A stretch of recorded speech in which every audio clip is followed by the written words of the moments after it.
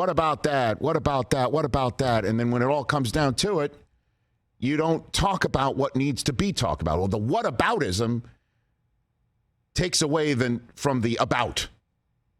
Too much. So let's talk about just this. And this is Kyrie Irving being suspended by the Nets for at least 5 games. They said in a statement that came out middle of the day yesterday after we were done, the statement comes out from the Nets that he is going to be suspended for at least 5 games because of his press conference yesterday. I mean, if you recall, I played a 3-minute soundbite of him explaining his thought process on everything. And, you know, when it all comes down to it, the one statement that he made at the end of his press conference is the one that I believe led to the suspension by the Nets to just end this for the moment, remove Kyrie from the scene, basketball-wise, and also press conference-wise. Certainly after he had just spoken with the Anti-Defamation League, or he didn't even confirm that he met with the Anti-Defamation League, and the ADL and the Nets and Kyrie had put out a statement earlier where Kyrie had offered $500,000 and the Nets matched to the ADL to help combat hate speech in communities that require it. So the ADL, prior to the suspension from the Nets, said, we're not taking his money. And you might sit here and go, what does that mean? And I don't want to get too deep into it because, man, we have been deep in it all week long.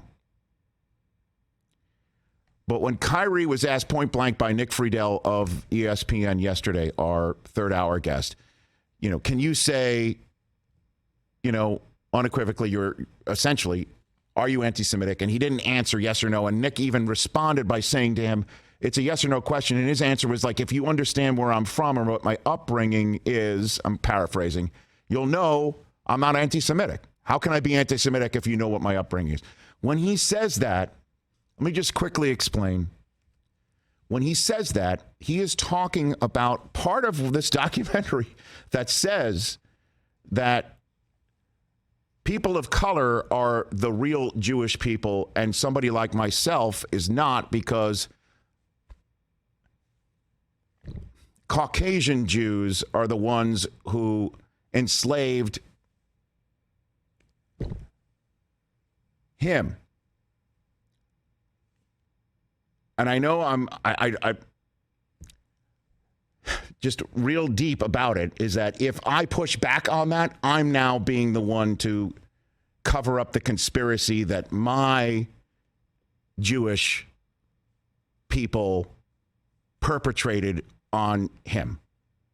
And if you're speaking to the ADL and then say, here's my money, and then go out and say that and not offer an apology, it's putting the thumb in the eye of everybody who wanted to hear the apology. And I know there's a lot of folks saying, well, why should he apologize if he feels that way? I get it. This is why the guy was suspended.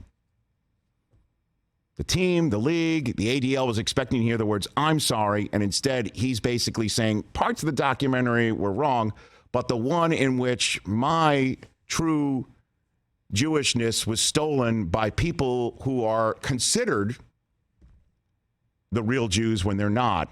It's just like, really? I thought we had a partner here.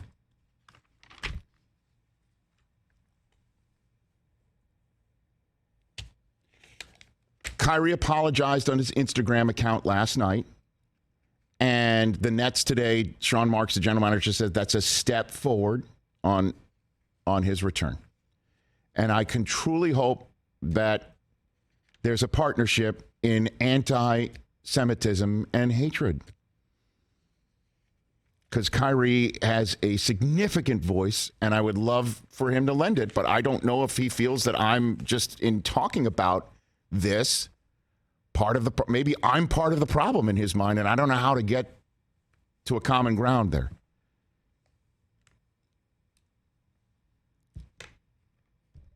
So I just don't want to get too deep into it anymore, which we've talked about it enough. I hope Kyrie can understand what I am saying and we can come to some form of a common ground, and that there is a common ground that we can find to make sure we can all, as he says, be a light for each other. That's what I'd like. He says he's a light. I'd love to shine that light on the problem, and I'd love to shine my light on whatever problem that he thinks there is, and together it's lit.